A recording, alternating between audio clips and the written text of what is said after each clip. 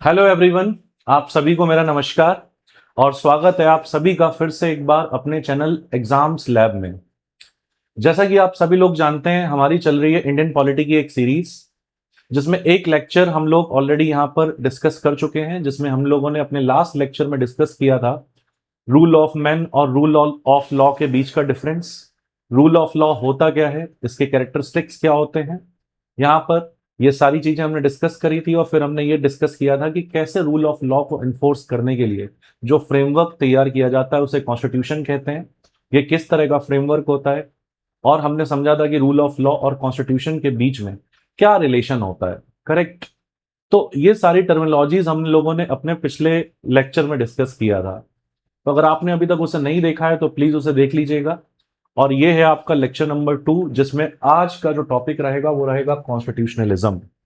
मैं इसलिए रिक्वेस्ट कर रहा हूं कि आप पिछला लेक्चर जरूर देख लीजिएगा, क्योंकि उसी का कंटिन्यूएशन है ये टॉपिक, कॉन्स्टिट्यूशनलिज्म।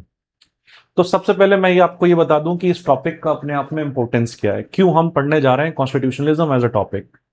तो फर्स्ट ऑफ ऑल, इसके अराउंड जो कॉन्सेप्ट्स है, कॉन्स्टिट्यूशनलिज्म को लेकर के जो कॉन्सेप्ट्स है, इस पर यूपीएससी प्रीलिम्स में आपको क्वेश्चन देखने को मिलता है यहां पर सबसे पहले। दूसरी बात, मेंस में भी जो कॉन्स्टिट्यूशनलिज्म एज अ कॉन्सेप्ट है, इसको लेकर के क्वेश्चन फ्रेम किया जा सकता है। फॉर एग्जाम्पल, अगर इस तरीके से क्वेश्चन आ जाए कि डेमोक्रेसी और कॉन्स्टिट्यूशनलिज्म में से क्या इंपॉर्टेंट है, करेक्ट, और कैसे डेमोक्रेसी को सस्टेन करने के लिए, कहीं पर भी लोकतंत्र को बनाए रखने के लिए कॉन्स्टिट्यूशनलिज्म का उसमें क्या महत्व होता है।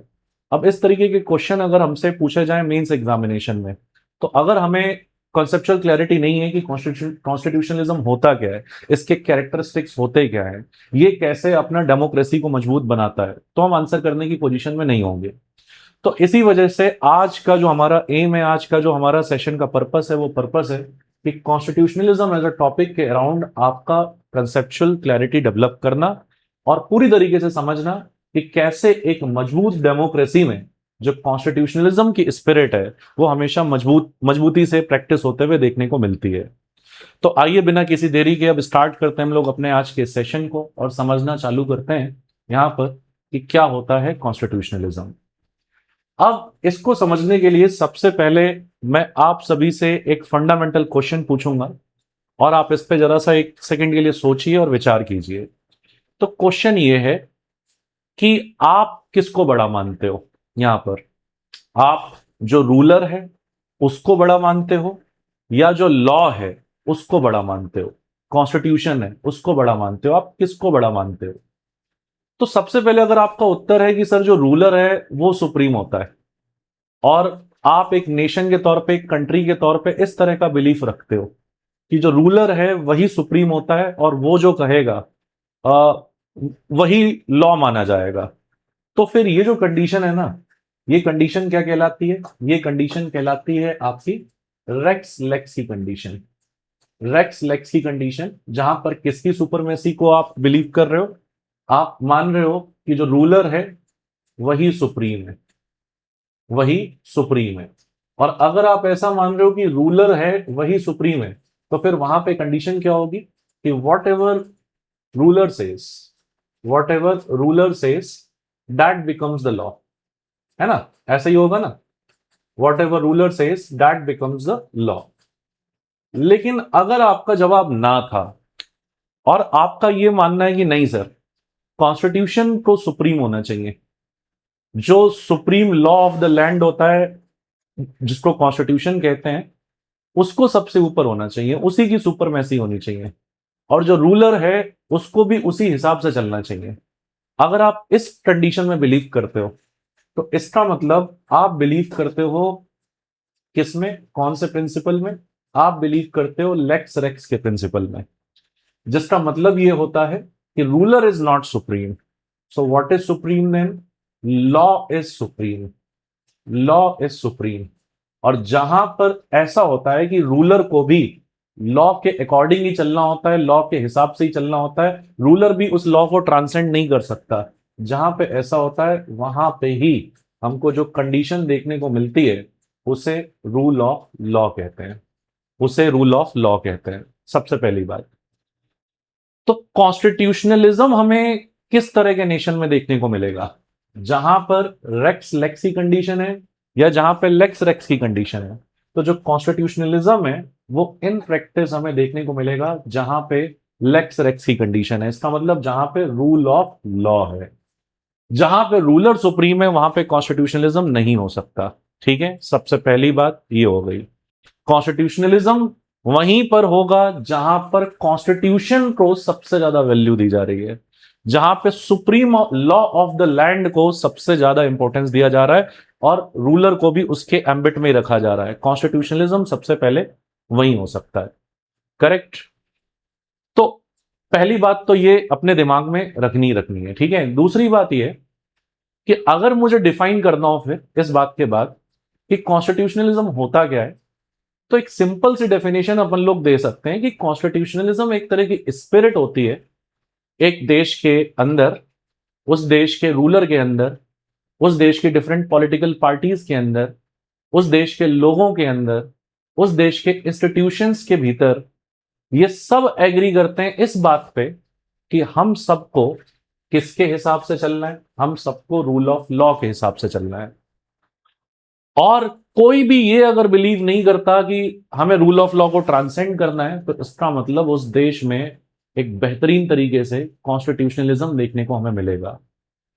कॉन्स्टिट्यूशनलिज्म एक तरीके का टेक्निकली आप कह सकते हो कि वो मोरल वैल्यूज होते हैं जो डेमोक्रेसी को मजबूत बनाते हैं, जो डेमोक्रेटिक वैल्यूज जो है उसका प्रैक्टिस जहां ज्यादा देखने को मिलता है, जहां पे डेमोक्रेटिक वैल्यूज में फर्म बिलीफ होता है लोगों का, और जो रूलर्स होते हैं वो भी उसकी रिस्पेक्ट करते हैं, और उसकी रिस्पेक्ट करते हुए सब कॉन्स्टिट्यूशन के हिसाब से जहां पे चलते हैं, कॉन्स्टिट्यूशन को वायलेट करने को कोई नहीं देखता, वहीं पर क्या होता है, कॉन्स्टिट्यूशनलिज्म होता है। और इसीलिए यहां पर मैंने शुरुआत में ये कहा कि कॉन्स्टिट्यूशनलिज्म वहीं हो सकता है जहां पर कौन सी कंडीशन हो, रूल ऑफ लॉ की कंडीशन हो। इसका मतलब कॉन्स्टिट्यूशनलिज्म कहां नहीं हो सकता, जहां पर रूलर की सुपरमेसी हो। अब रूलर की सुपरमेसी किस तरह के देशों में देखने को मिलती है, तो जहां पर डिक्टेटरशिप होती है, जहां पर किंगशिप होती है, वहां पे आपको रेक्स लेक्स की कंडीशन देखने को मिलेगी, तो वहां पे आपको कॉन्स्टिट्यूशनलिज्म देखने को नहीं मिलेगा। लेकिन जहां पे रूल ऑफ लॉ है, उसकी सुपरमेसी है, वहीं पर आपको कॉन्स्टिट्यूशनलिज्म देखने को मिल सकता है। करेक्ट। तो सबसे पहले अब यहां पर हम देखते हैं एक डेफिनेशन कि अगर हमें एग्जाम में डेफिनेशन लिखना हो कॉन्स्टिट्यूशनलिज्म की तो कैसे लिखेंगे। तो इस तरीके से लिख सकते हैं सबसे पहले कि कॉन्स्टिट्यूशनलिज्म अपने आप में क्या है। तो कॉन्स्टिट्यूशनलिज्म अपने आप में एक तरह का स्पिरिट है। It is the spirit, it is the loyalty towards rule of law. Correct. So constitutionalism is the spirit जिसमें उस कंट्री में जो पॉलिटिकल कल्चर है, वहां के जो रूलर्स हैं या इंस्टीट्यूशंस हैं वहां के, वो सब कमिटेड है किसके प्रति, वो सब कमिटेड है रूल ऑफ लॉ के प्रति। So constitutionalism is the spirit, the political culture and institutional commitment towards rule of law. Institutional commitment towards rule of law, towards rule of law. तो सबसे पहले अगर हमें कोई डेफिनेशन देना है कॉन्स्टिट्यूशनलिज्म की, तो इस तरीके से हम एक डेफिनेशन यहां पर दे सकते हैं। फर्स्ट थिंग, करेक्ट, ये एक डेफिनेशन हो सकती है आपके कॉन्स्टिट्यूशनलिज्म की, सिंपल डेफिनेशन। Got it. अब देखो, डिबेट का अगला टॉपिक ये है कि चलो हमने ये मान लिया कि जहां पे रूल ऑफ लॉ होगा वहीं पे कॉन्स्टिट्यूशनलिज्म होगा, तो आप मुझसे ये कह सकते हो कि पहले हमें ये समझाओ कि लॉ किस तरीके का होगा जिससे कॉन्स्टिट्यूशनलिज्म इंश्योर होगा। क्या किसी भी तरीके के लॉ के होने से कॉन्स्टिट्यूशनलिज्म हो सकता है? एक क्वेश्चन अपने दिमाग में ये उठना चाहिए, है ना, अगर आप पॉलिटी के छात्र हैं तो। दूसरा क्वेश्चन ये उठना चाहिए कि जो लॉ होगा उसका अल्टीमेट सोर्स कौन होगा। क्या अल्टीमेट सोर्स वहां पे पार्लियामेंट होगा? क्या लॉ का अल्टीमेट सोर्स वहां पर जो चुने गए हमारे रिप्रेजेंटेटिव्स हैं जिनको हम भेजते हैं वो होंगे? या उसका अल्टीमेट सोर्स सिटीजन्स होंगे? या उसका अल्टीमेट सोर्स लॉ का कॉन्स्टिट्यूशन होगा? क्या होगा अल्टीमेट सोर्स, है ना। सेकंड क्वेश्चन ये बनता है। और तीसरा क्वेश्चन ये बनता है कि जिनको अथॉरिटी दी है हमने लॉ बनाने की, क्या वो किसी भी तरीके के लॉ को हम पे थोप सकते हैं क्या?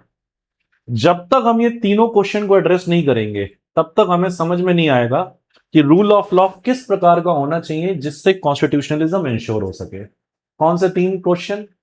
फर्स्ट क्वेश्चन, वो जो लॉ होगा वो किस तरीके का होना चाहिए ताकि ट्रू सेंस में रूल ऑफ लॉ हो। दूसरा, उस लॉ को बनाएगा कौन, उसका अल्टीमेट सोर्स कौन होगा। और तीसरा, क्या किसी भी तरह के लॉ को इंप्लीमेंट किया जा सकता है। तो आइए इन तीनों क्वेश्चन को एक एक करके हम लोग आंसर करते हैं। सबसे पहला क्वेश्चन क्या है? सबसे पहला क्वेश्चन ये है कि लॉ किस तरीके का होगा, यानी कि what would be the substantive aspect of law. What would be the substantive aspect of law? Substantive aspect of law needed to ensure rule of law, जिससे कॉन्स्टिट्यूशनलिज्म इंश्योर हो सके। Got it? तो कैसा होना चाहिए लॉ? ठीक है, तो एक एग्जांपल के माध्यम से इसको समझते हैं। मान लो कि आप भाई दिल्ली में रह रहे हो और दिल्ली की जो गवर्नमेंट है वो पूर्ण सहमति से, वहां की जो लेजिस्लेटिव असेंबली है वहां पर पूर्ण सहमति से 100% वोट से एक ये डिसीजन आ जाता है कि दिल्ली वासी जो हैं वो सबको, उनको 4 बजे के बाद घर से बाहर नहीं निकल सकते, उनको 4 बजे के बाद घर के अंदर ही रहना पड़ेगा। करेक्ट? अब मान लो वहां के विधानसभा ने ये लॉ पास कर दिया और इस लॉ के अकॉर्डिंग रूल करने की कोशिश अब की जा रही है। तो क्या ये कंडीशन रूल ऑफ लॉ की कंडीशन है? ये क्वेश्चन हमारे दिमाग में उठना चाहिए। क्या ये कंडीशन रूल ऑफ लॉ की कंडीशन है? आंसर है नहीं, ये रूल ऑफ लॉ की कंडीशन नहीं है, ये रूल बाय लॉ की कंडीशन है। अंतर होता है रूल ऑफ लॉ में और रूल बाय लॉ में। करेक्ट? तो रूल ऑफ लॉ कब होता है? रूल ऑफ लॉ होने के लिए सबसे पहले लॉ जो भी बनाया जा रहा है उसमें सर्टेन कंडीशन फुलफिल होने चाहिए, है ना। आप इस तरीके के रैंडम लॉ नहीं बना सकते। इस तरह के रैंडम लॉ बना दोगे तो इसका मतलब वहां पे ऐसा नहीं कि रूल ऑफ लॉ है, वहां पे रूल बाय लॉ हो जाएगा। तो रूल ऑफ लॉ कब हो जाएगा? जब कोई लॉ जब पास हो रहा है तो वो लॉ सर्टेन कंडीशंस को मीट करे, तभी हम कहेंगे कि जो लॉ है वो रूल ऑफ लॉ की स्पिरिट के अकॉर्डिंग है। और जब लॉ रूल ऑफ लॉ की स्पिरिट के अकॉर्डिंग है और उसी के अकॉर्डिंग उसको एनफोर्स किया जा रहा है तो कॉन्स्टिट्यूशनलिज्म वहां पर ट्रू सेंस में हो सकता है ना। यानी कि कोई भी रैंडम लॉ पास करने से कॉन्स्टिट्यूशनलिज्म को चैलेंज मिल सकता है। करेक्ट? तो फिर लॉ होना कैसा चाहिए? सबसे पहला लॉ कैसा होना चाहिए? लॉ को सबसे पहले रैशनल होना चाहिए, तार्किक होना चाहिए। कोई भी रैंडम लॉ ऐसे आप नहीं बना दोगे जिसमें कोई तर्क ही ना हो। करेक्ट? तो रैशनल होना चाहिए लॉ। दूसरा, लॉ में आर्बिट्रेरीनेस नहीं होनी चाहिए। There must be absence of arbitrariness। There must be absence of arbitrariness, यानी कि जिनको हमने चुन करके भेजा है या जो रूलर है वो उसकी मूड पर डिपेंड नहीं करता कि लॉ किस तरीके का होगा। करेक्ट? वो किसी भी दिन किसी भी तरीके के लॉ को इन्फोर्स नहीं किया जा सकता। लॉ प्रिडिक्टेबल होने चाहिए, लॉ कुछ तरीके से सर्टेन होने चाहिए। और लॉ कैसे होने चाहिए? तो लॉ जो है वो अपने आप में मोरल होने चाहिए। सबसे पहली बात, मोरल होने का मतलब क्या? मोरल होने का मतलब यह है कि वो ह्यूमन डिग्निटी की रेस्पेक्ट करे, लॉ ह्यूमन पोटेंशियल को बढ़ाने को देखे।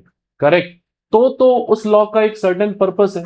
लेकिन अगर वो लॉ ह्यूमन डिग्निटी के अगेंस्ट है, अगर वो लॉ ह्यूमन के पोटेंशियल को रिस्ट्रिक्ट करता है, तो ऐसा लॉ ना तो मोरल माना जाएगा और ऐसा लॉ ना तो रैशनल माना जाएगा। करेक्ट? वो आर्बिट्रेरी माना जाएगा। फिर जो लॉ होना चाहिए वो लॉ कैसा होना चाहिए? वो लॉ उस उस फ्रेमवर्क के अकॉर्डिंग होना चाहिए जिस फ्रेमवर्क के अंतर्गत ही इस देश को चलाने का, इस देश की गवर्नेंस को चलाने का इस देश की जनता ने मिलकर के डिसीजन लिया था। लॉ उस फ्रेमवर्क के अकॉर्डिंग होना चाहिए, यानी कि लॉ किसके अकॉर्डिंग होना चाहिए? लॉ कॉन्स्टिट्यूशन के अकॉर्डिंग होना चाहिए। कॉन्स्टिट्यूशन का वायलेशन नहीं करना चाहिए लॉ को, है ना। So it must be according to constitution, it must be according to constitution. फिर लॉ जो है वो अपने आप में ऐसा होना चाहिए कि वो सबको इक्वली ट्रीट करे, ट्रीट एवरीवन इक्वली। लॉ को ऐसा होना चाहिए।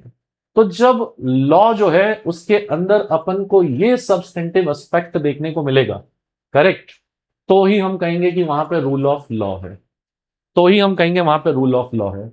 और यही सब्सटेंटिव एस्पेक्ट जो है यहां पर एक लॉ के अंदर होना चाहिए, ताकि कॉन्स्टिट्यूशनलिज्म को इंश्योर किया जा सके, है ना। तो एक कॉन्स्टिट्यूशनलिज्म की स्पिरिट को बनाए रखने के लिए इस तरीके से रूल ऑफ लॉ चलना चाहिए, पहली बात यहां पर, ठीक है। It is needed to ensure constitutionalism. Got my point, ठीक है। दूसरा क्वेश्चन क्या है, सेकेंड डिबेट ये क्या है यहां पर, सेकेंड डिबेट ये है कि कॉन्स्टिट्यूशनलिज्म को इंश्योर करने के लिए यहां पे लॉ जो बनाना चाहिए उस लॉ का लेजिटिमेसी क्या होगा, है ना। तो source of legitimacy of any law, source of legitimacy of any law, source of legitimacy of any law to ensure rule of law, to ensure rule of law. और जब भी मैं रूल ऑफ लॉ बोलूं तो समझ जाना, जब rule of law है तो कॉन्स्टिट्यूशनलिज्म है। तो to ensure rule of law, to ensure rule of law, correct. तो लेजिटिमेसी का सोर्स क्या होना चाहिए, ठीक है। तो देखो पहले क्या होता था, पहले लॉ कौन बनाता था, किंग। और किंग को लॉ बनाने की लेजिटिमेसी कहां से मिलती थी, तो किंग कहता था कि वो डिवाइन का रिप्रेजेंटेटिव है, वो ईश्वर का प्रतिनिधित्व कर रहा है ना। तो उस ईश्वर ने उसको अधिकार दिए हैं लॉ बनाने के लिए ताकि वो जनता का भला कर सके। तो किंग के लॉ बनाने की जो लेजिटिमेसी आती थी वो लेजिटिमेसी किससे आती थी, डिवाइन से।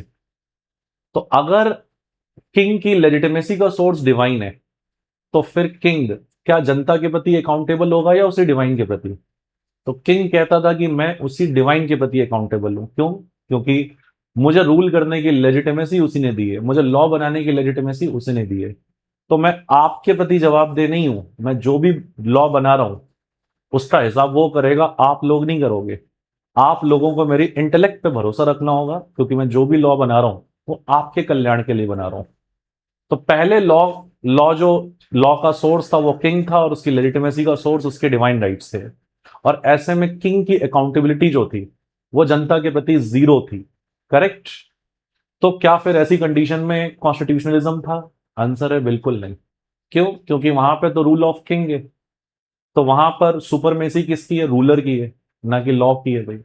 किंग जो कह रहा है वही लॉ है, तो ऐसे में कॉन्स्टिट्यूशनलिज्म कैसे हो सकता है, करेक्ट।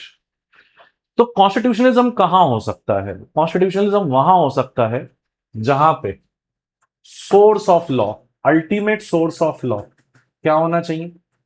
तो जहां पे अल्टीमेट सोर्स ऑफ लॉ होना चाहिए, अल्टीमेट सोर्स ऑफ लॉ होना चाहिए consent of govern ones, consent of govern ones, consent of govern ones, यानी कि जिस पे शासन किया जा रहा है, यानी कि जो शासक है ना, रूलर है, तो जिस पे भी शासन कर रहा है उसको लॉ बनाने की लेजिटिमेसी कहां से मिलती है, उसको लॉ बनाने की लेजिटिमेसी उन्हीं लोगों से मिलती है जिस पे वो शासन कर रहा है। तो जिस पे वो शासन कर रहा है अगर उनका कंसेंट नहीं है लॉ को लेकर के, अगर उनका कंसेंट सहमति नहीं है लॉ को लेकर के, तो ऐसे लॉ को लेजिटिमेट नहीं माना जा सकता, ठीक है। तो यहां पर लेजिटिमेसी जो है लॉ बनाने की कहीं पर जो आ रही है वो कंसेंट ऑफ गवर्नड वन से आ रही है, करेक्ट।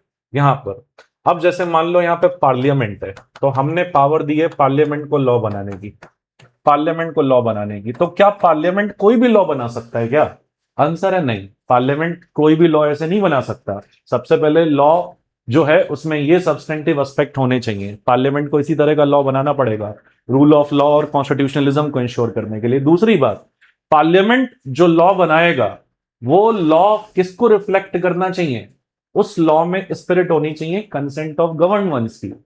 और गवर्न वंस जो हैं, जो सिटीजन्स हैं, उन्होंने कंसेंट से यहां पर क्या क्रिएट किया है, अपने ही कंसेंट से, उन्होंने अपने कंसेंट से कॉन्स्टिट्यूशन क्रिएट किया है।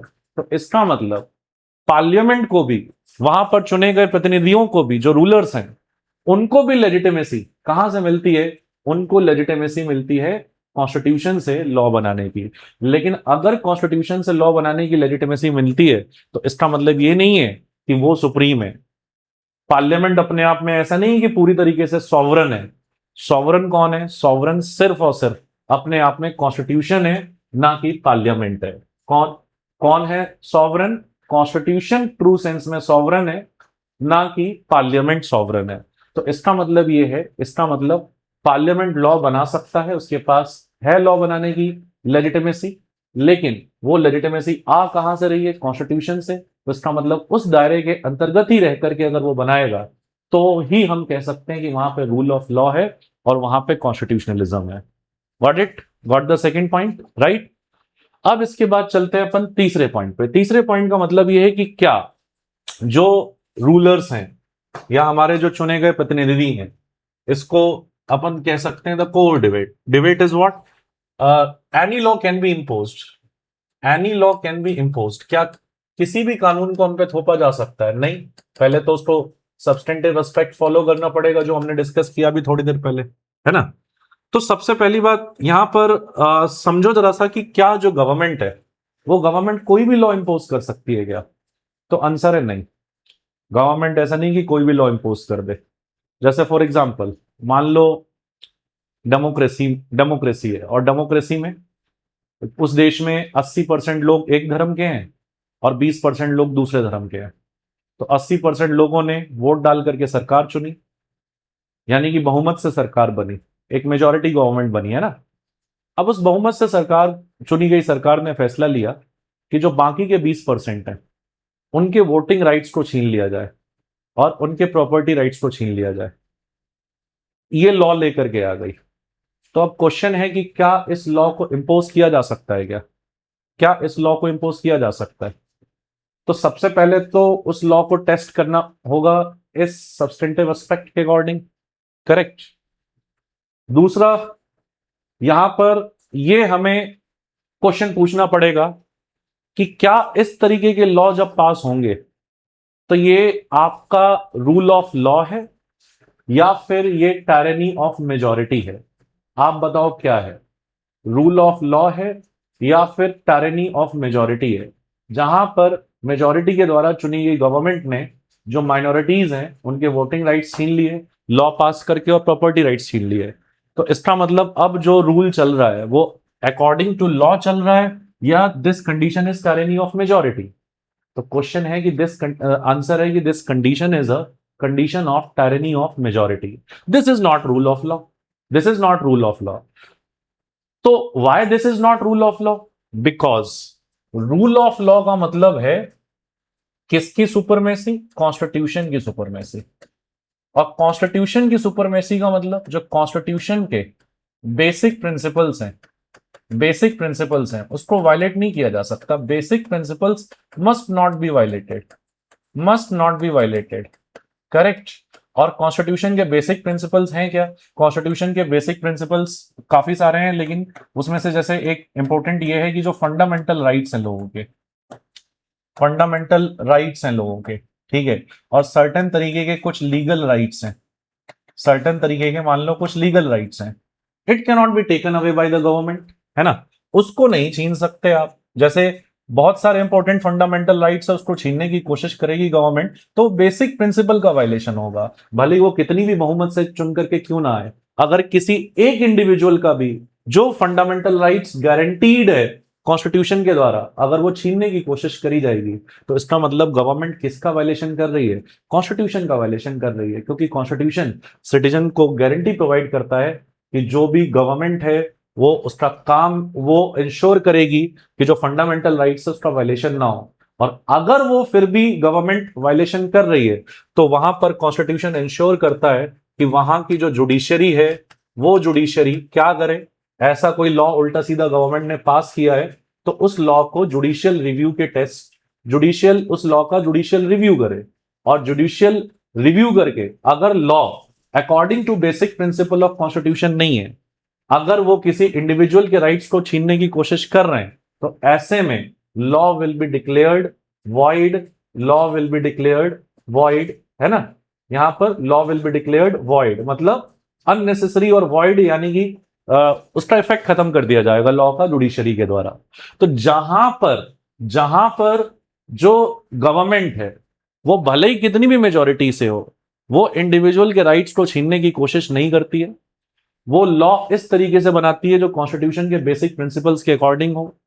और जहां पर जुडिशरी इंडिपेंडेंट है इस तरह के बेसिक प्रिंसिपल्स को प्रोटेक्ट करने के लिए, वहीं पर ट्रू सेंस में रूल ऑफ लॉ है, वहीं पर ट्रू सेंस में रूल ऑफ लॉ है और वहीं पर फिर हम कहेंगे spirit of constitutionalism in practice है, वहीं पर spirit of constitutionalism in practice है।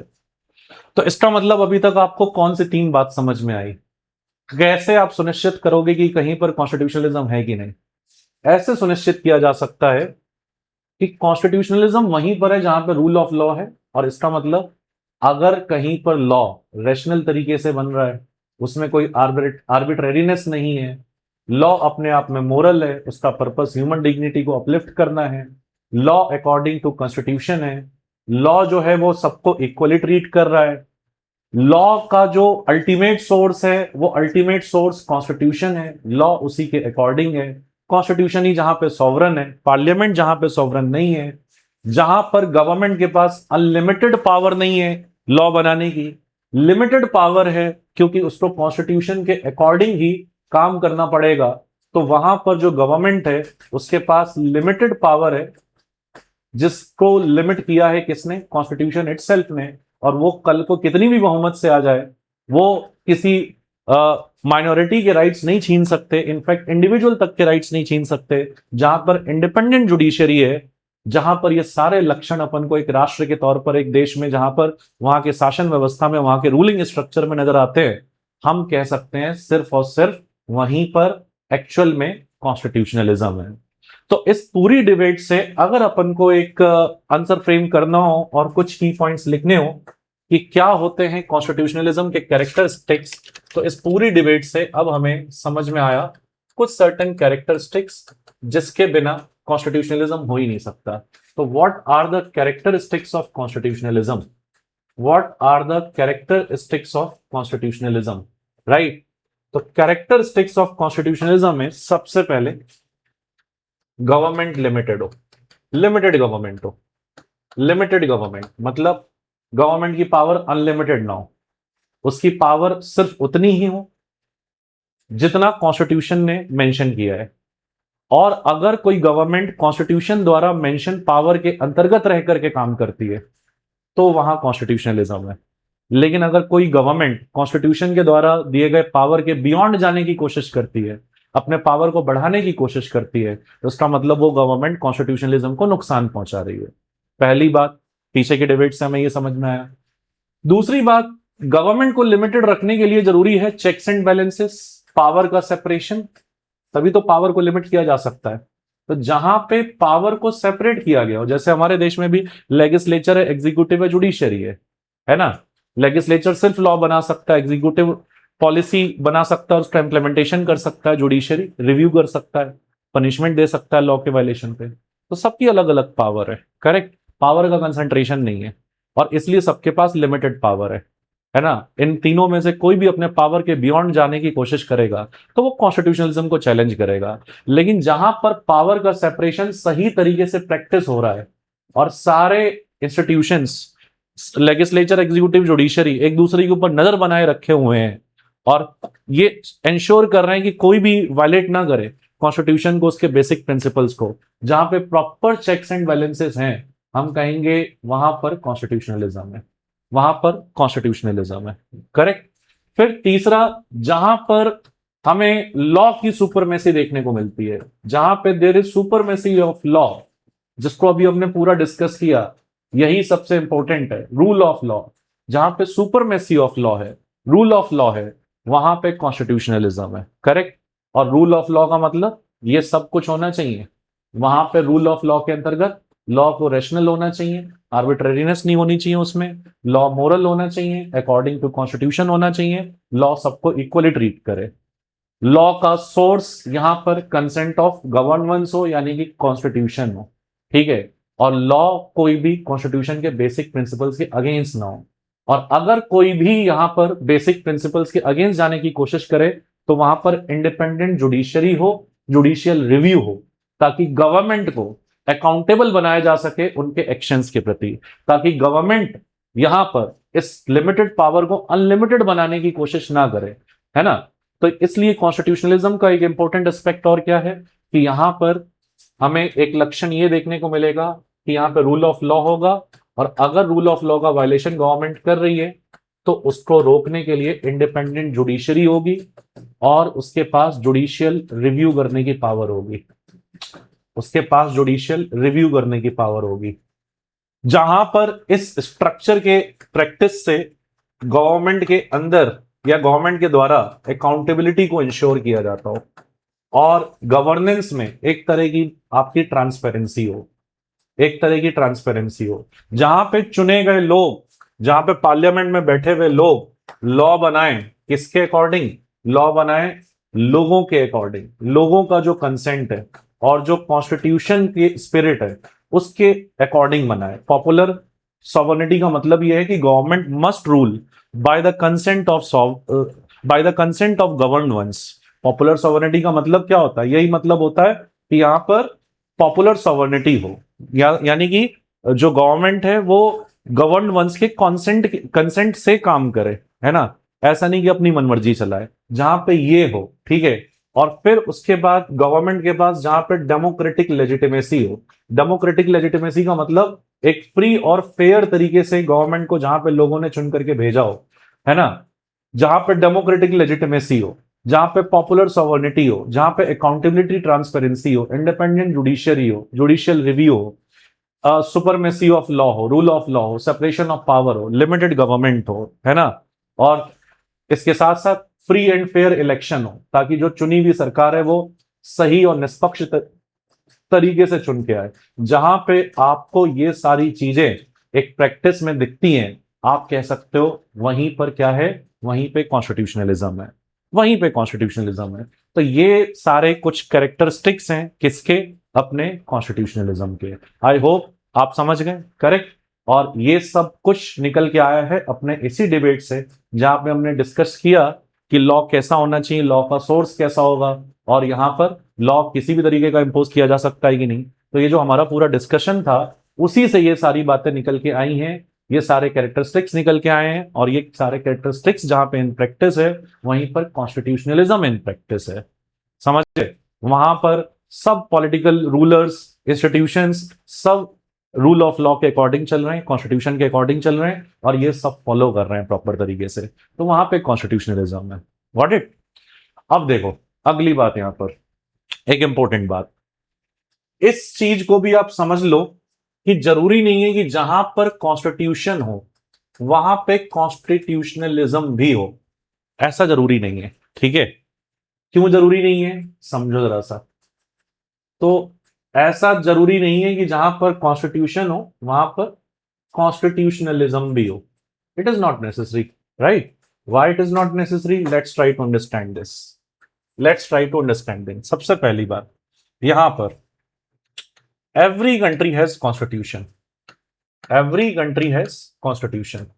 हर देश के पास संविधान है, हर देश के पास संविधान है, लेकिन कॉन्स्टिट्यूशनलिज्म कुछ देशों के पास ही होता है या कुछ देशों में ही एग्जिस्ट करता है। It exist in few countries, it exist in few countries, it exist in few countries, है ना? जैसे फॉर एग्जांपल कॉन्स्टिट्यूशन तो नॉर्थ कोरिया में भी है, कॉन्स्टिट्यूशन तो चाइना में भी है ना? और आपको क्या लगता है वहां पर रूल ऑफ लॉ है या रूल बाय लॉ है? क्या लगता है आपको? हाँ, वहां पे जो नॉर्थ कोरिया है, वहां पे जो किम जोंग है, वो जो कह रहा है वही लॉ है। तो फिर वहां पे कौन सी कंडीशन हो गई? रेक्स लेक्स की कंडीशन हो गई, यानी कि वहां पर सुपरमेसी लॉ की नहीं है, सुपरमेसी रूलर की है। और जहां पे सुपरमेसी रूलर की हो जाए वहां पे कॉन्स्टिट्यूशनलिज्म कैसे हो सकता है? क्योंकि कॉन्स्टिट्यूशनलिज्म तो वहीं पे हो सकता है ना जहां पे रूल ऑफ लॉ हो, जहां पे लॉ की सुपरमेसी हो, करेक्ट? तो इसलिए कॉन्स्टिट्यूशन तो नॉर्थ कोरिया में भी हो सकता है, पर जरूरी नहीं है कि वहां पे कॉन्स्टिट्यूशनलिज्म हो। Got it? First point. दूसरी बात, यहां पर कॉन्स्टिट्यूशन जो है वो आपका नॉन डेमोक्रेटिक कंट्री में भी एग्जिस्ट कर सकता है। It can exist in non democratic country also, it can exist in non democratic country also, है ना? है ना? जैसे नॉर्थ कोरिया, नॉर्थ कोरिया का कॉन्स्टिट्यूशन है, पर क्या वहां पर डेमोक्रेसी है क्या? है क्या डेमोक्रेसी? ये गल्फ कंट्रीज में ज्यादातर क्या डेमोक्रेसी है क्या?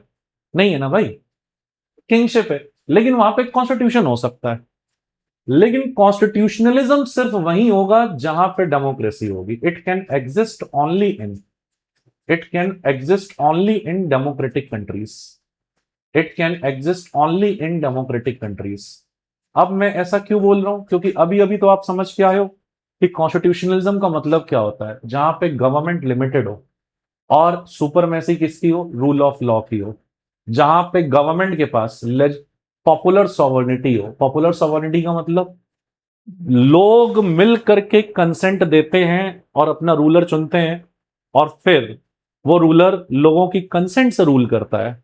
अब ये एक किस तरह के सेटअप में हो सकता है, ये सिर्फ हो सकता है एक डेमोक्रेसी में, जहां पे गवर्नमेंट रूल कर रही है by the consent of govern ones. Correct. तो ये डेमोक्रेसी में ही हो सकता है, और जहां पे ये हो सकता है वहीं पे कॉन्स्टिट्यूशनलिज्म है। तो इसलिए यहां पर ये बात कही जा रही है कि भाई constitutionalism exist only there where there is democracy, but constitution can exist in non democratic country also. ये वाली भी बात अपन को याद रखनी है। फिर इसके बाद किसी भी देश में ऐसा भी हो सकता है कि कॉन्स्टिट्यूशन एग्जिस्टेंस में हो, कॉन्स्टिट्यूशन में एग्जिस्ट, कॉन्स्टिट्यूशन में exist, but it does not guarantee but it does not guarantee but it does not guarantee rights of individuals, it does not guarantee rights of individuals या rights of citizens, है ना। लेकिन यहां पे क्या होगा, यहां पर आप देख ही रहे हो, जहां पे कॉन्स्टिट्यूशनलिज्म होगा वहां पर इंडिपेंडेंट जुडिशरी होगी, ताकि कोई भी लॉ ऐसा पास ना हो जो लॉ कॉन्स्टिट्यूशन ने जो फ्रीडम दिया है, गारंटी दी है, राइट्स दिए हैं जनता को, उसको छीनती हो, है ना। जुडिशरी इंडिपेंडेंट जुडिशरी जहां पे है, जहां पे जुडिशियल रिव्यू होता है ना, वहां वहां पर आपका जो कोई भी गवर्नमेंट है वो अपने पावर के बियॉन्ड जा करके, कॉन्स्टिट्यूशन के बियॉन्ड जा करके लोगों के राइट्स नहीं छीन सकती, और कॉन्स्टिट्यूशन ने लोगों के राइट्स को गारंटीड रखा है। तो जहां पे कॉन्स्टिट्यूशनलिज्म प्रैक्टिस में होगा वहां पे गवर्नमेंट कॉन्स्टिट्यूशन के दायरे के अंदर रह के काम कर रही होगी, इसलिए वहां पे लोगों के राइट्स नहीं छीने जा सकते, है ना। तो यहां पर जहां पे भी कॉन्स्टिट्यूशनलिज्म होगा वहां पर there will be guarantee of there will be guarantee of there will be guarantee of certain fundamental rights, there will be guarantee of certain fundamental rights, certain fundamental rights, there will be guarantee of certain fundamental rights, got my point। तो भले ही constitution exist करे, China में constitution है, तो इसका मतलब वहां की जनता के पास जो भी अधिकार है, क्या वहां की सरकार उससे छीन नहीं सकती? कभी भी छीन लेती है ना। तो इसका मतलब भले ही कॉन्स्टिट्यूशन हो पर राइट्स गारंटीड नहीं है, लेकिन जहां कॉन्स्टिट्यूशनलिज्म होगा वहां पे कोई भी गवर्नमेंट ऐसी राइट्स नहीं छीन सकती, कॉन्स्टिट्यूशन के बियॉन्ड नहीं जा सकती। तो वहीं पे कॉन्स्टिट्यूशनलिज्म आपको देखने को मिलेगा। करेक्ट।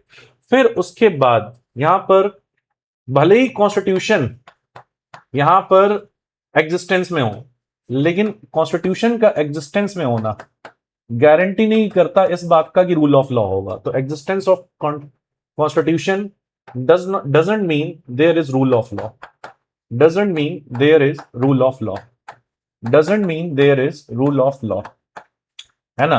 लेकिन अगर कॉन्स्टिट्यूशनलिज्म है तो इसका मतलब there have to be rule of law, there have to be rule of law, क्योंकि अगर रूल ऑफ लॉ ही नहीं है तो फिर कॉन्स्टिट्यूशनलिज्म कहां है। तो जहां पे भी आपको कॉन्स्टिट्यूशनलिज्म देखने को मिलेगा वहां पे आपको यह देखने को मिलेगा कि रूल ऑफ लॉ भी होगा। तो इस तरीके से आप कंफ्यूज मत हो जाइएगा बिल्कुल भी कि भाई जहां पे कॉन्स्टिट्यूशन होता है वहां पे कॉन्स्टिट्यूशनलिज्म भी होता है, नहीं। कॉन्स्टिट्यूशनलिज्म का मतलब होता है कि आप रूल ऑफ लॉ के प्रति अवॉइड करोगे, वहां की सरकार है। यही तो अपन ने शुरू में परिभाषा लिखी थी, देखो क्या परिभाषा लिखी थी कि कॉन्स्टिट्यूशनलिज्म एक ऐसी स्पिरिट है, एक ऐसी भावना है ना, एक वो सर्टेन मोरल वैल्यूज है ना, जिसको रिस्पेक्ट करता है वहां के रूलर्स भी, वहां के पॉलिटिकल कल्चर भी, वहां के इंस्टीट्यूशंस भी। करेक्ट। अगर उस स्पिरिट को प्रैक्टिस में ला करके यहां पर political culture political party rule कर रही है, इंस्टीट्यूशन काम कर रहे हैं, और कोई भी अगर रूल ऑफ लॉ का वायलेशन नहीं कर रहा है तो ही वहां पे कॉन्स्टिट्यूशनलिज्म है। करेक्ट। भले ही वहां पे चुनी गई सरकार को अगले चुनाव में वोट ना मिले, लेकिन फिर भी वहां की सरकार ऐसा कहती हो कि कोई बात नहीं, चलेंगे तो संविधान के हिसाब से ही, भले ही ना जीते चलेंगे तो संविधान के हिसाब से ही। वहां पे भले ही इंस्टीट्यूशन में काम करने वाले जो लोग हैं वहां पर ट्रांसपेरेंसी की वजह से या अकाउंटेबिलिटी प्रूव करने की वजह से यहां पर उनको अपना ऑडिट बार बार कराना पड़ता हो, लेकिन फिर भी वो कॉपरेट करें और कहेंगे कि कोई बात नहीं, ये कॉन्स्टिट्यूशन के स्पिरिट के अकॉर्डिंग है, तो हम इसमें पूरा कॉपरेट करेंगे, चलेंगे इसी हिसाब से। फिर उस जिस देश में जहां पे वहां के लोग जो कॉन्स्टिट्यूशन के वैल्यूज हैं उनके प्रति ईमानदार रहते हैं, उनके प्रति समर्पित रहते हैं, और और उसको पूरे हृदय से स्वीकारते हैं और कहते हैं कि नहीं भाई, हम इसकी पूरी तरीके से रिस्पेक्ट करेंगे और हम चलेंगे इसी के हिसाब से, है ना, क्योंकि इसमें सबकी सहमति है, तो वहां पे कॉन्स्टिट्यूशनलिज्म होता है मेरे भाई। यानी कि कॉन्स्टिट्यूशन होने से कॉन्स्टिट्यूशनलिज्म आ जाए, बिल्कुल भी ऐसा नहीं है। ठीक है, कॉन्स्टिट्यूशनलिज्म आता है उस स्पिरिट को प्रैक्टिस करने से जो स्पिरिट रूल ऑफ लॉ को अपहोल्ड करे। और रूल ऑफ लॉ के राउंड और क्लैरिटी चाहिए तो पिछला लेक्चर रूल ऑफ लॉ के ऊपर ही था, है ना। बट आई होप आज के लेक्चर में भी आपको समझ आ गया होगा, और आपको समझ में आ गया होगा कि कैसे यहाँ पर कॉन्स्टिट्यूशनलिज्म के कैरेक्टरिस्टिक क्या होते हैं और यहाँ पे दोनों चीजों में अंतर क्या होता है, कॉन्स्टिट्यूशन और कॉन्स्टिट्यूशनलिज्म में अंतर क्या होता है। अब देखो, इस वीडियो के टाइटल में आपने लिखा देखा कि जो कॉन्स्टिट्यूशनलिज्म होता है वो कॉन्स्टिट्यूशनलिज्म डेमोक्रेसी के सर्वाइवल के लिए बहुत इंपॉर्टेंट है। करेक्ट, ये बात हमने कही। तो हमने ऐसा क्यों कहा, why we are saying that constitutionalism is a survival tool for democracy. Why we are saying this, हम ऐसा क्यों कह रहे हैं भाई कि constitutionalism is a survival tool for democracy? क्योंकि कहीं पे भी अगर आप डेमोक्रेसी ले आओगे, डेमोक्रेसी का मतलब आपने लोगों को अधिकार दे दिया कि वो अपने हिसाब से अपनी सरकार चुन सकते हैं। करेक्ट, और लोगों ने कॉन्स्टिट्यूशन बना लिया और उसके अकॉर्डिंग उन्होंने सरकार चुन लिया, तो डेमोक्रेसी आ गई। पर अगर उस डेमोक्रेसी में कॉन्स्टिट्यूशनलिज्म नहीं है तो फिर वो डेमोक्रेसी सस्टेन कर ही नहीं सकती ज्यादा दिन तक, है ना। इसीलिए जिन देशों में डेमोक्रेसी आई लेकिन वहां पे कॉन्स्टिट्यूशनलिज्म नहीं आया, वो डेमोक्रेसी ध्वस्त हो गई, वहां पे बहुत तेजी से डिक्टेटरशिप आ गई। लेकिन ब्रिटेन जैसे कंट्री को देखोगे तो वहां पे आपको कॉन्स्टिट्यूशनलिज्म पहले से ही देखने को मिलता है। डेमोक्रेसी के आने से पहले से ही वहां पे कॉन्स्टिट्यूशनलिज्म की वैल्यू डेवलप हो रही थी। कैसे? वहां के लोगों के कॉन्शियसनेस में ये बात थी कि गवर्नमेंट को लिमिटेड होना चाहिए। वहां पे गवर्नमेंट जो पावर में थी वो भी खुद इस बात के प्रति सहमति जताते थे कि हाँ भाई, हमारी जितनी पावर है हम उसके अंदर ही रह के काम करेंगे। वहां पे सेपरेशन ऑफ पावर भी जब डेमोक्रेसी आई तो ये भी लोगों के कॉन्शियसनेस में भी थी और चुनी गई सरकारों ने भी इसका सम्मान किया। वहां पे लोग भी इस चीज के स्पिरिट को बहुत रेस्पेक्ट के साथ यहाँ पर ट्रीट करते हैं और रूल ऑफ लॉ का पूरा सम्मान है। वहां की जुडिशरी इंडिपेंडेंट है, वहां की गवर्नमेंट अकाउंटेबिलिटी और ट्रांसपेरेंसी में भरोसा रखती है आपकी, वहां पे पॉपुलर सॉवर्निटी है, वहां पे डेमोक्रेटिक लेजिटिमेसी होती है गवर्नमेंट के पास। ये सब होता है, इसलिए वहां पे कॉन्स्टिट्यूशनलिज्म होता है और इसलिए वहां पर ट्रू सेंस में डेमोक्रेसी भी है। लेकिन केवल किसी देश में अगर लोग सरकार चुन ले रहे हैं और कॉन्स्टिट्यूशन है तो इससे जरूरी नहीं है कि वो डेमोक्रेसी सस्टेन कर पाए, क्योंकि जो चुनी गई सरकार है अगर वो रूल ऑफ लॉ का रिस्पेक्ट नहीं करती है, अगर जुडिशरी वहां की इंडिपेंडेंट नहीं है, सरकार अकाउंटेबल नहीं है, सरकार ट्रांसपेरेंट नहीं है, वो फ्री एंड फेयर इलेक्शंस के अगेंस्ट हो सरकार, जहां पे इलेक्शंस को रिग्ड करने की कोशिश करी जाती हो जहां पर, है ना, और धोखे से पावर में अपने आप को बनाए रखा जाता हो, जहां पे मिलिट्री का अनफेयर यूज किया जाता हो। करेक्ट, और एक कंट्रोल्ड इन्वायरमेंट में इलेक्शंस को रिग्ड करके सरकार बार बार आ रही हो, तो क्या यहाँ पे डेमोक्रेसी है? क्या नहीं, यहाँ पे डेमोक्रेसी आपका ट्रू सेंस में है ही नहीं, क्योंकि यहाँ से कॉन्स्टिट्यूशनलिज्म ट्रू सेंस में मिसिंग है। और यहाँ पर एक तरीके की ऑटोक्रेसी हो सकती है, डिक्टेटरशिप हो सकती है, बट ट्रू मैनर में डेमोक्रेसी तो नहीं हो सकती। तो इसीलिए अगर किसी भी डेमोक्रेसी को मजबूत बनाना है और हम चाहते हैं कि किसी भी देश में डेमोक्रेसी सस्टेन्ड रहे, तो उसके लिए बहुत जरूरी है भाई कि उस देश में, उसके वहां की सरकारों के अंदर, वहां के लोगों के अंदर कॉन्स्टिट्यूशनलिज्म की स्पिरिट हो। तो ये था पूरा एक कॉन्सेप्चुअल डिस्कशन कॉन्स्टिट्यूशनलिज्म के अराउंड कि why constitutionalism is important, right. How it cannot be ensured कि if there is constitution there would be constitutionalism also, right, है ना। फिर उसके बाद what are the characteristics of constitutionalism, और उससे पहले एक थॉरो डिस्कशन कि यहां पर रूल ऑफ लॉ और कॉन्स्टिट्यूशनलिज्म अगर होगा तो वो लॉ किस प्रकार का होगा तो कॉन्स्टिट्यूशनलिज्म होगा। लॉ का अल्टीमेट सोर्स कौन होगा, तो कॉन्स्टिट्यूशनलिज्म होगा। और लॉ को इम्पोज किस तरीके से किया जा रहा है, तो कॉन्स्टिट्यूशनलिज्म होगा। इन सभी चीजों के अराउंड आज की क्लास में हमने चर्चा करी, और आई होप आपको ये जो टॉपिक है पूरा कॉन्स्टिट्यूशनलिज्म का, ये अच्छे से समझ आ गया होगा। करेक्ट। और आपका कंसेप्चुअल यहाँ पर जो क्लैरिटी है इस टॉपिक के अराउंड, वो आपको इस सेशन से मिला होगा। तो आपको ये सेशन कैसा लगा, कमेंट में आप यहाँ पर अपनी ओपिनियन पोस्ट करके हम तक पहुंचा सकते हैं। और अगर जो भी मैंने डिस्कस किया उसमें अगर किसी भी तरीके का कोई डाउट है किसी भी डायमेंशन में, तो प्लीज आप अपने डाउट को पोस्ट कीजिए, वहां पर मैं आपको आंसर करूंगा आपके डाउट्स का। करेक्ट। और अगर आपको ये सेशन बढ़िया लगा तो प्लीज आप इसको लाइक करें, शेयर करें और हमारे चैनल को सब्सक्राइब करें। और अभी तो हमारी सीरीज चल रही है इंडियन पॉलिटी की, जल्दी ही हम लोग यहाँ पर आंसर राइटिंग एस्पेक्ट को लेकर के भी क्लासेस लेकर के आएंगे, प्रीलिम्स के भी क्वेश्चन डिस्कस करेंगे, प्रीवियस ईयर के, मेंस के भी क्वेश्चन डिस्कस करेंगे। लेकिन इन सब चीजों पर पहुंचने से पहले हमारा प्रयास ये है कि हमारे प्लेटफॉर्म के माध्यम से जो आपके इंपॉर्टेंट टॉपिक्स हैं सबसे पहले वो आप तक पहुंच जाए और एक कंसेप्चुअल क्लैरिटी डेवलप आप में हो जाए, तो उसके बाद फिर हम आपको क्वेश्चन प्रैक्टिस कराएं, तो फिर उसका बेनिफिट कहीं ज्यादा मिलेगा आपको। तो दोस्तों आज के लिए बस इतना ही। इसके बाद आपका लेक्चर 3 हम स्टार्ट करेंगे, ये पूरी सीरीज चल रही है तो जुड़े रहें आप इसके साथ लगातार। ठीक है, तो मिलते हैं नेक्स्ट सेशन में हम लोग अपने। आज के लिए इतना ही। That's all everyone, thank you. आप सभी का दिन शुभ और मंगलमय हो। धन्यवाद आप सभी को।